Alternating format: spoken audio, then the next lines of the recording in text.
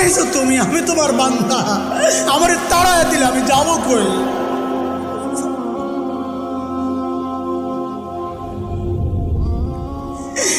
কই যাবো?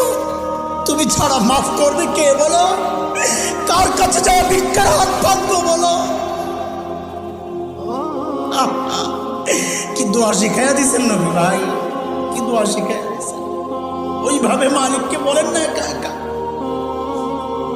তুমি আমার রব, আনতা রব্বি, আনতা রব্বি, আর কেউ না।